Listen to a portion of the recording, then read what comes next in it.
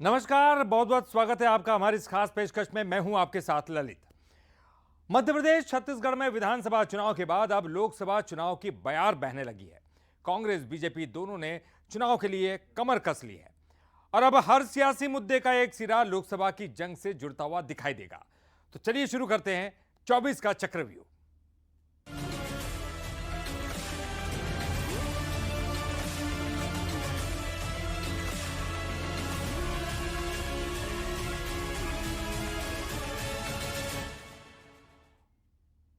2024 के संग्राम में कांग्रेस के सामने इंदौर के गढ़ को जीतने की चुनौती है। इंदौर में 1989 से लेकर तो 2019 तक कांग्रेस लगातार 9 चुनाव हार चुकी है। ऐसे में 2024 के चुनाव में कांग्रेस विधानसभा चुनाव हारे हुए विधायकों पर भी दांव खेल सकती है। देखिए हमारी एक खास रिपोर्ट। 23 की लड़ाई हारने के बाद कांग्रेस के सामने अब लोकसभा की चुनौती है। मिशन 24 के लिए इंदौर लोकसभा सीट से कांग्रेस का चेहरा कौन होगा, इस पर मंथन शुरू हो गया है। इंदौर में कांग्रेस के लिए मुश्किल ज्यादा बड़ी है क्योंकि विधानसभा में इंदौर की सभी 9 सीटें कांग्रेस हारी है। अब चर्चा है कि इंदौर से कांग्रेस किसी पूर्व विधायक पर दांव लगा सकती है। इस रेस में कौन से चेहरे हैं, चलिए एक नजर डाल लेते हैं। जीतू पटवारी राव विधानसभा से पूर्व विधायक हैं। पटवारी को मिली पीसीसी अध्यक्ष की जिम्मेदारी। मालवा निमाड़ की राजनीति में पटवारी रखते हैं दबदबा। सत्यनारायण पटेल 2009 और 2014 में चुनाव लड़ चुके हैं लोकसभा का। देपालपुर और इंदौर 5 से रह चुके हैं विधायक। पार्टी में संभाल चुके हैं कई अहम जिम्मेदारियां। संजय शुक्ला इंदौर 1 से रह चुके हैं विधायक। महापौर का चुनाव भी लड़ चुके हैं। 23 में कैलाश विजयवर्गीय से चुनाव हारे थे। विशाल पटेल देपालपुर से रहे हैं कांग्रेस विधायक। कांग्रेस का युवा चेहरा माने जाते हैं। विधानसभा चुनाव में हार चुके नेताओं का कहना है कि लोकसभा की चुनौती का सामना कांग्रेस पूरी ताकत के साथ करेगी। टिकट मिलने के सवाल पर नेताओं का कहना है कि अगर पार्टी मौका देगी तो पीछे नहीं हटेगी। पार्टी अगर कहेगी तो मैं पीछे हटने वाला नहीं हूँ, लेकिन कहीं ना कहीं यहाँ ऐसे व्यक्तियों को मौका देना चाहिए जो लगातार प्रयास कर रहे थे, और उन्हें मौका दे। हम लोग पूरी ईमानदारी से उनका काम करेंगे। कांग्रेस की तैयारियों के बीच 24 के लिए बीजेपी पूरी तरह से तैयार है। बीजेपी का दावा है कि इंदौर के साथ ही पार्टी प्रदेश की सभी सीटों पर जीत हासिल करेगी। इंदौर लोकसभा सीट कांग्रेस के लिए पिछले 35 सालों से सपना बनी हुई है। हमारा पूरा विश्वास है कि इस बार जिस प्रकार से विधानसभा में हमें अच्छा आशीर्वाद मिला है जनता का, पार्टी के कार्यकर्ताओं ने बहुत मेहनत की है। इस लोकसभा में भी 29 की 29 सीटों पर भारतीय जनता पार्टी जीतेगी और पहले से ज़्यादा मतदान प्रतिशत होगा। जीत की बाट जोह रही कांग्रेस को 2019 के चुनाव में बड़ी हार का सामना करना पड़ा था। इंदौर में बीजेपी के विजय रथ को रोकने कांग्रेस किस चेहरे को सामने लाएगी, देखना दिलचस्प होगा। पीयूष पारी, बंसल न्यूज, इंदौर। दमोह लोकसभा सीट, जहां से सांसद और केंद्र में मंत्री रहे प्रहलाद पटेल, अब मध्य प्रदेश सरकार में मंत्री हैं। प्रहलाद पटेल के विधायक बनने के बाद ये हाई प्रोफाइल सीट अब खाली हो चुकी है। प्रहलाद पटेल अब एमपी सरकार में मंत्री है, लिहाजा अब बीजेपी नए चेहरे की तलाश में है। कई नाम चर्चा में है, लेकिन सवाल यही है कि प्रहलाद पटेल के बाद अब कौन? दमोह पॉलिटिक्स का वीआईपी जोन। उठ रहे सवाल, बीजेपी मौन। प्रहलाद पटेल के बाद अब कौन? दमोह लोकसभा के सियासी इतिहास में ये पहला मौका है जब चुनाव से 6 महीने पहले ही सीट खाली हो गई। प्रहलाद पटेल के विधायक और मंत्री बनने के बाद अब सियासी गलियारों में नए चेहरे को लेकर कयास लगने शुरू हो गए हैं। बीजेपी की पारंपरिक सीट रही दमोह में अगले प्रत्याशी के लिए कई नाम सामने आ रहे हैं। राजनीति को करीब से देखने वाले वरिष्ठ पत्रकार ये मानकर चल रहे हैं कि प्रहलाद पटेल के छोटे भाई जालम सिंह का नाम भी हो सकता है। वहीं लोधी और कुर्मी समाज का कॉम्बिनेशन हमेशा से इस सीट पर प्रभावी रहा है। ऐसे में कई जाने माने चेहरे भी लोकसभा प्रत्याशी की रेस में नजर आ रहे हैं। दमोह के जिला अध्यक्ष प्रीतम सिंह लोधी, एबीवीपी के पूर्व संगठन मंत्री राम पटेल के नाम पर भी चर्चा है। दूसरी सीटों के नेता भी यहां सक्रिय नजर आ रहे हैं। जानकार मानते हैं कि पार्टी यहां किसी बड़े चेहरे को भी उतार सकती है। बदलाव हुआ तो फिर मेरा ऐसा मानना है कि भारतीय जनता पार्टी के संदर्भ में प्रहलाद पटेल जी की राय मायने रखेगी और पार्टी को चौंकाने वाला चेहरा दमों से उतारेगी। उनके भाई भी दौड़ में आ सकते हैं, वो भी एक बड़े प्रत्याशी हो सकते हैं।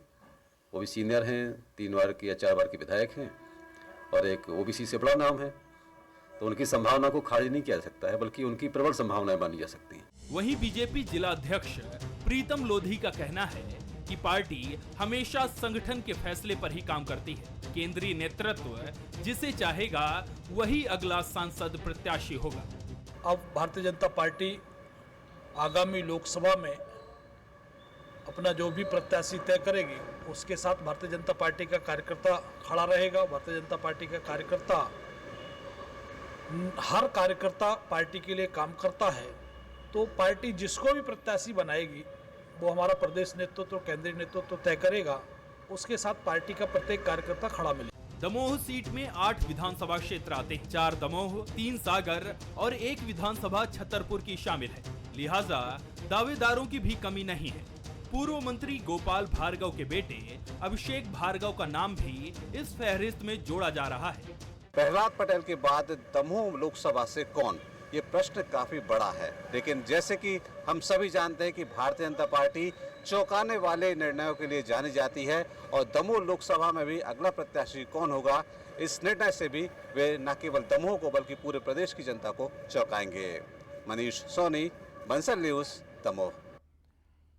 अयोध्या में राम मंदिर में मूर्ति को लेकर दिग्विजय सिंह का बयान एक बार फिर से सियासत को गर्मा गया। दिग्गी की तरफ से फिर से एक लूज बॉल बीजेपी को मिली है और बीजेपी ने बल्ला घुमाने में देर नहीं की। लेकिन सवाल यही कि कांग्रेस में क्या कंफ्यूजन है, और अगर है, ये कंफ्यूजन क्यों है? इस रामलला की लड़ाई पर, मूर्ति पर सारा झगड़ा हुआ, वो मूर्ति कहाँ है? वो मूर्ति स्थापित क्यों नहीं हुई? हम लोग उनसे पूछना चाहते हैं कि नई मूर्ति की आवश्यकता क्या पड़ी। मुझे कोई न्योते की आवश्यकता नहीं है, हमारे हृदय में बसे हैं भगवान राम। राम मंदिर को लेकर पूरा देश एक सूत्र में बनता नजर आ रहा है, तो पूर्व सीएम दिग्विजय सिंह के 2 तरह के बयान कांग्रेस की मनस्थिति बता रहे हैं। एक तरफ वो मूर्ति को लेकर सवाल खड़े कर रहे हैं, तो दूसरी तरफ अपनी श्रद्धा और आस्था की बानगी दे रहे हैं। अब छिंदवाड़ा से आई इन तस्वीरों को देखिए। कमलनाथ के गढ़ छिंदवाड़ा में अयोध्या में राम मंदिर बनने को लेकर ऐसा उत्साह है कि जिला कांग्रेस कमेटी 21 दिवसीय श्री राम महोत्सव का आयोजन कर रही है।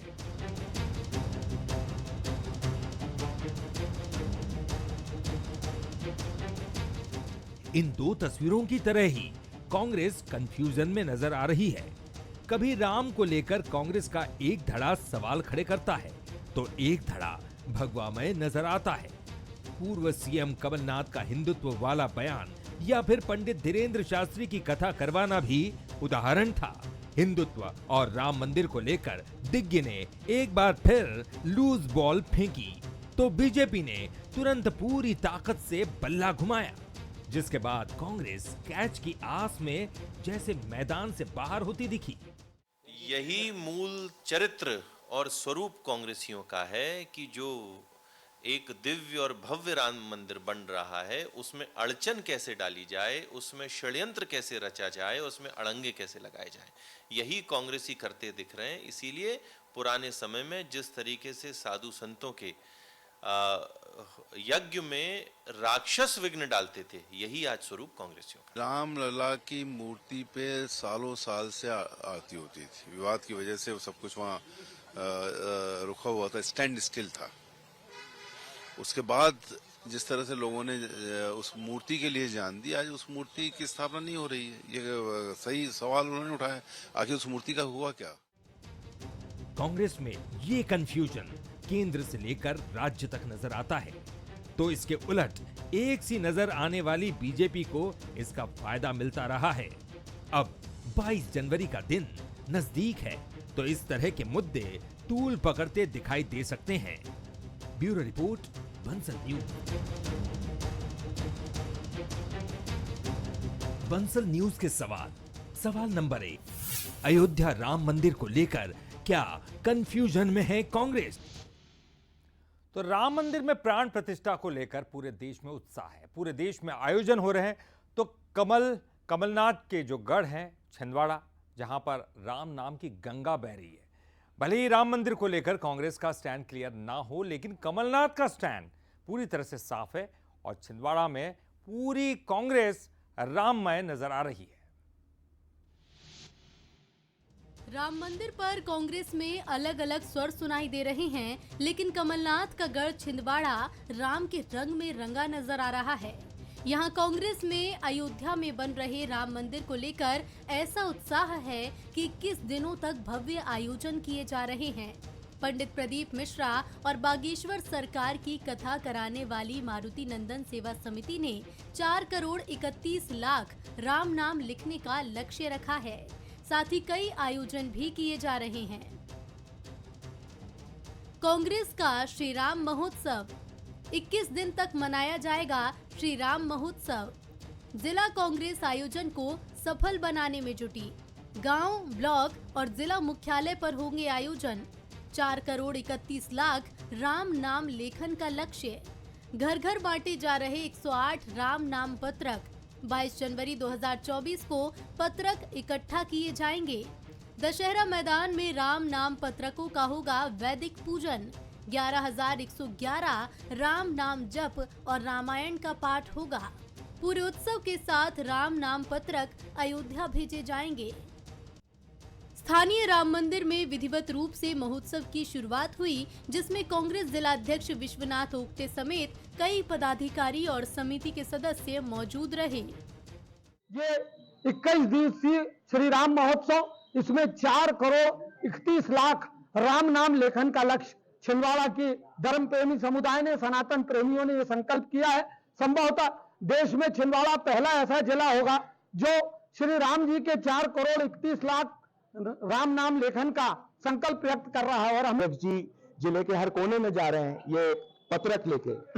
ये राम पत्रक भरना है, इसमें 108 बार राम का नाम भरा जाएगा और ये पत्रक इकट्ठा करके वापस अयोध्या भी भेजे जाएंगे। और हमारे जिलाध्यक्ष जी जिस प्रकार से हर जिले के हर कोने में जा रहे हैं, जिस प्रकार लोगों में, सर्वधर्म प्रेमियों में जो हर्षोल्लास देखने मिल रहा है, वो सराहनीय है। कांग्रेस भले ही राम मंदिर पर कंफ्यूज हो, लेकिन कमलनाथ का स्टैंड एकदम क्लियर है। राम कथा कराने के साथ खुद को हिंदू कहने में गुरेज ना करने वाले कमलनाथ हिंदू राष्ट्र की बात भी करते हैं। और जब पूरा देश राम मंदिर की प्राण प्रतिष्ठा के जश्न में डूबा है, तो कमलनाथ का गढ़ छिंदवाड़ा भी राम के रंग में रंगा नजर आ रहा है। ब्यूरो रिपोर्ट के साथ अमित द्विवेदी, बंसल न्यूज, छिंदवाड़ा।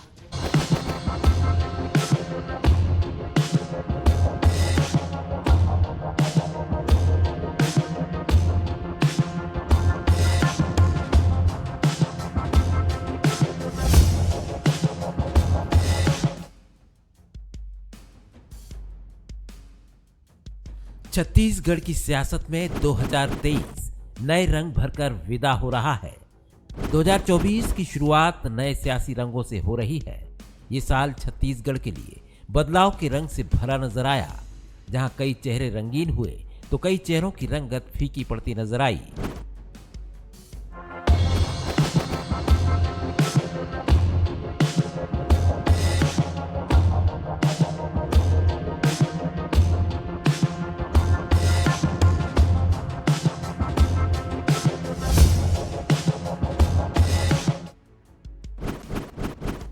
छत्तीसगढ़ में 2023 जाते जाते सियासत का नया अध्याय लिख गया। कई भूमिकाएं बदली तो कई चेहरे बदल गए। शुरुआत उस चेहरे से करते हैं जिसे सियासत ने सबसे रंगीन और चमकदार चेहरे से नवाजा है। मैं विष्णुदेव साय ईश्वर की शपथ लेता हूं कि मैं विधि द्वारा स्थापित भारत के संविधान के प्रति सच्ची श्रद्धा और निष्ठा रखूंगा। विष्णुदेव साय ही छत्तीसगढ़ की सियासत का वो चेहरा है जिसे सबसे ज्यादा चमकदार कहा जाए तो गलत नहीं होगा। बीजेपी ने छत्तीसगढ़ में बम्पर जीत दर्ज की। कई नाम सीएम पद की रेस में रहे। लेकिन किस्मत तो विष्णुदेव साय पर मेहरबान थी। चुनाव के दौरान ही संकेत मिल गया था कि अगर बीजेपी जीती तो साय बड़े आदमी बन सकते हैं। एक अनुभवी नेता को आपके सामने भारतीय जनता पार्टी लेकर आई है। आप इनको विधायक बना दो, उनको बड़ा आदमी बनाने का काम हम करेंगे। आलाकमान ने विष्णुदेव साय पर भरोसा जताया और तमाम दिग्गजों को पीछे छोड़ते हुए साय सत्ता के शिखर पर पहुंच गए। –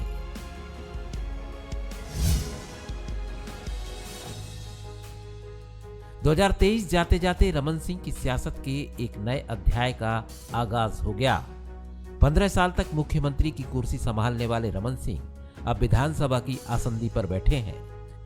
बीजेपी को जीत दिलाने में अहम भूमिका निभाने वाले रमन सिंह सीएम पद की रेस में भी चर्चा में रहे, लेकिन पार्टी ने उन्हें विधानसभा अध्यक्ष जैसी अहम जिम्मेदारी सौंप दी। मैं अरुण साव ईश्वर की शपथ लेता हूं कि मैं विधि द्वारा स्थापित भारत के संविधान के प्रति सच्ची श्रद्धा और निष्ठा रखूंगा। बीजेपी प्रदेश अध्यक्ष अरुण साव का नाम भी 2023 में जमकर सुर्खियों में रहा। बीजेपी को जीत दिलाने वाले अहम किरदार अरुण साव का नाम सीएम पद की रेस में भी काफी आगे रहा। लोरमी से विधायक बने अरुण साव को संगठन ने निराश नहीं किया और साय की सरकार में उन्हें उप मुख्यमंत्री बना दिया गया। मैं विजय शर्मा ईश्वर की शपथ लेता हूं कि मैं विधि द्वारा स्थापित भारत के संविधान के प्रति सच्ची श्रद्धा और निष्ठा रखूंगा। बेशक विजय शर्मा ये वो नाम है जो कहीं से कहीं तक सियासी सुर्खियों में नहीं था, लेकिन पार्टी ने डिप्टी सीएम के लिए विजय शर्मा का नाम देकर सबको चौंका दिया। विजय शर्मा तेज तर्रार नेता की छवि रखते हैं। उन्होंने कवर्धा से कांग्रेस के कद्दावर नेता और मंत्री मोहम्मद अकबर को करीब 40,000 वोटों से मात दी और इसी का इनाम पहली बार विधायक बने विजय शर्मा को उप मुख्यमंत्री के तौर पर दिया गया। छत्तीसगढ़ की सियासत में केंद्रीय राज्य मंत्री रेणुका सिंह का नाम भी जमकर सुर्खियों में रहा। केंद्रीय राज्य मंत्री को पार्टी ने अचानक भरतपुर सोनहत सीट से विधानसभा उम्मीदवार बना दिया। रेणुका सिंह को टिकट मिलने की चर्चा रही तो जीत के बाद सीएम पद की रेस में भी उनका नाम सुर्खियां बटोरता रहा।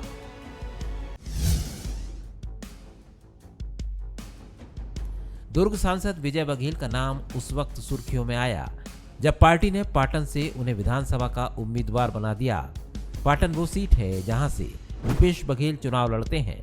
दोनों के बीच चाचा और भतीजे का रिश्ता है, लिहाजा 2023 में यह सियासी जंग सबसे दिलचस्प हो गई थी, जिसने पूरे देश में सुर्खियां बटोरी। 2023 के आखिर में आईएएस से नेता बने ओपी चौधरी के बड़ा आदमी बनने की जमकर चर्चा रही। ओपी चौधरी रायगढ़ से चुनाव जीते और इसके बाद से ही उनके बड़े आदमी बनने के कयास लगाए जाने लगे थे और इसकी वजह केंद्रीय गृह मंत्री का प्रचार के दौरान दिया गया एक बयान था। ओपी भैया जिंदाबाद जिंदाबाद जिंदाबाद, ओपी भैया जिंदाबाद जिंदाबाद। मैं उसको ना बोलता था कि भी इस्तीफा मत दो, तुम चीफ सेक्रेटरी बनोगे। उन्होंने कहा नहीं साहब, बहुत कल ये नौकरी इस्तीफा देकर छत्तीसगढ़ की सरकार जनता की सेवा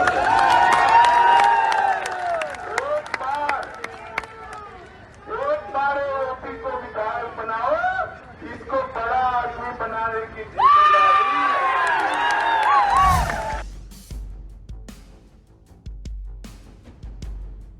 7 बार के विधायक अब 8वीं बार चुनावी मैदान में उतरे तो चर्चा होना लाजमी है। रायपुर की दक्षिण सीट से बीजेपी ने बृजमोहन अग्रवाल को उम्मीदवार बनाया, लेकिन प्रचार के दौरान हुए एक विवाद ने इस सीट को पूरे देश में चर्चा का विषय बना दिया।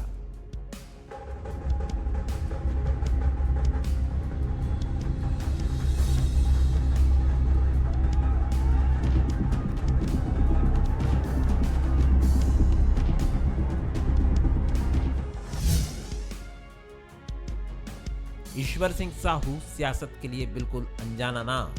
सियासत से दूर दूर तक कोई नाता नहीं, लेकिन 2023 में इस नाम ने सबसे ज्यादा सुर्खियां बटोरी।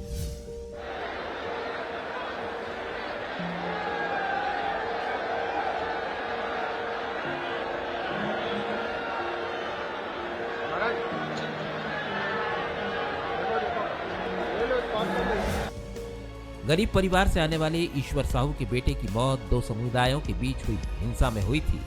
बीजेपी ने ईश्वर साहू को साजा सीट से उम्मीदवार घोषित किया। ईश्वर साहू अचानक सुर्खियों में आए और 7 बार के विधायक और कद्दावर मंत्री रविंद्र चौबे को उनके गढ़ में ही ढेर कर दिया।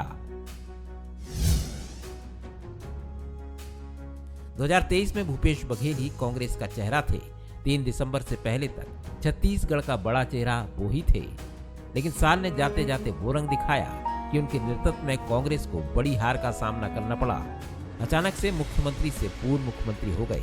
भूपेश बघेल पाटन से बड़ी जीत हासिल करने में कामयाब रहे, लेकिन पार्टी नहीं जिता पाए।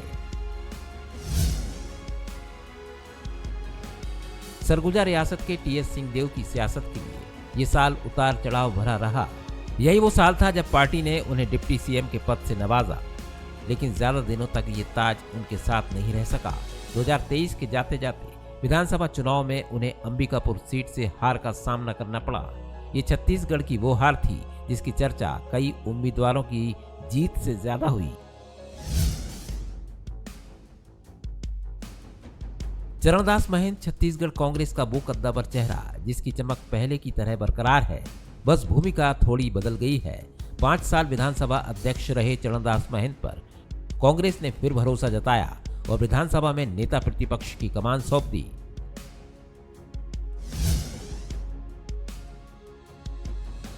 (2023) में बस्तर सांसद दीपक बैज अचानक सुर्खियों में आ गए। चुनाव से कुछ वक्त पहले पार्टी ने उन्हें पीसीसी चीफ की कमान सौंपी, तो चुनाव में चित्रकोट सीट से विधानसभा का उम्मीदवार भी बना दिया। दीपक बैज के नेतृत्व में ना तो पार्टी कोई कमाल दिखा पाई और ना ही दीपक बैज चित्रकोट से चुनाव जीतने में कामयाब हो सके, और इस बात की चर्चा खूब हुई।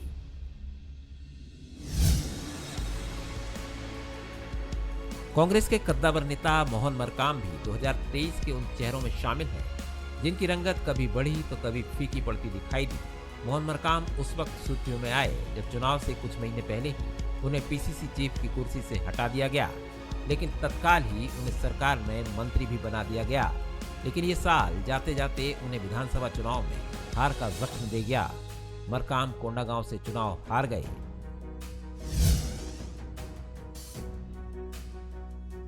अब बात कांग्रेस विधायक बृहस्पति सिंह की।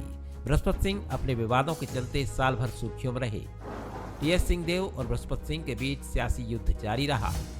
शैलेजा जी सिर्फ फोटो शूट कराती थी, टीएस को हीरो बनाने का काम सिर्फ काम करती थी। सरगुजा सभा में गाड़ी टीएस सिंह चलाते थे और ये फोटो बैठ के फोटो शूट कराती थी और दिल्ली में जाकर उनके पक्ष में खूब रिपोर्टिंग करती थी।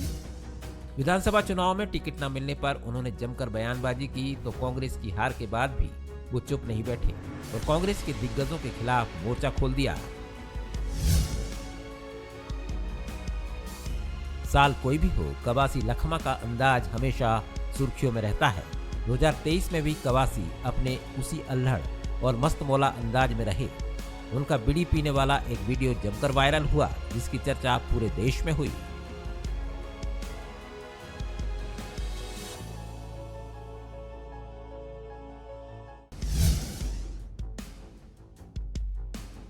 2023 में सबसे चौंकाने वाली एंट्री थी जोगी कांग्रेस के अध्यक्ष अमित जोगी की।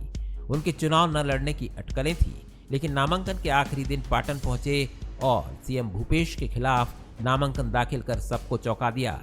अमित जोगी ने कहा कि अभी तो पार्टी शुरू हुई है। जो लोग हमको कम आंक रहे थे, हमारी तरफ देख भी नहीं रहे थे, बोल रहे थे पार्टी खत्म हो गई है। पिछले 55 दिनों में जो माहौल बना है पूरे छत्तीसगढ़ में, पाटन से लेकर पटनम तक जो माहौल बना है, सबको समझ में आ रहा है कि पार्टी तो अभी शुरू हुई है। लेकिन जब रिजल्ट आया तो छत्तीसगढ़ से जोगी की पूरी पार्टी ही खत्म हो गई। 2023 जाते जाते बीजेपी को उम्मीद की नई किरण दे गया। जगदलपुर से पहली बार चुनाव लड़कर विधायक बने किरण सिंह देव को बीजेपी ने प्रदेश अध्यक्ष बना दिया। ये वो नाम है किरण सिंह देव। जगदलपुर के महापौर रहने के साथ साथ पार्टी संगठन में कई महत्वपूर्ण जिम्मेदारियां निभा चुके हैं। बेशक साल 2023 किरण सिंह देव के लिए बेहद खास रहा।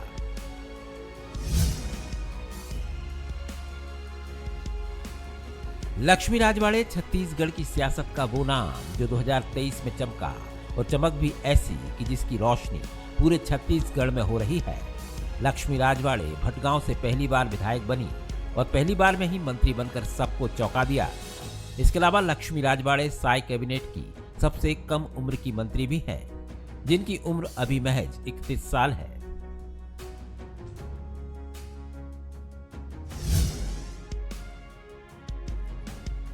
दो 2023 ने जाते जाते किस्मत का ऐसा खेल दिखाया।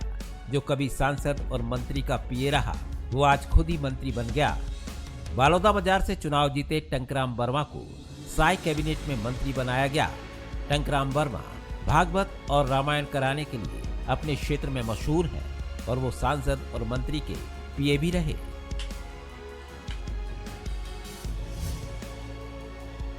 छत्तीसगढ़ की सियासत में कुछ खट्टी मीठी यादों के साथ 2023 बोझल हो रहा है। 2024 नए बदलावों की बयार के साथ दहलीज पर दस्तक दे रहा है, जिसमें उम्मीदें हैं, उत्साह है और ख्वाहिश यही है कि ये नए रंग संस्कृति परंपराओं से सजे छत्तीसगढ़ की रंगीनियत को और बढ़ाएंगे।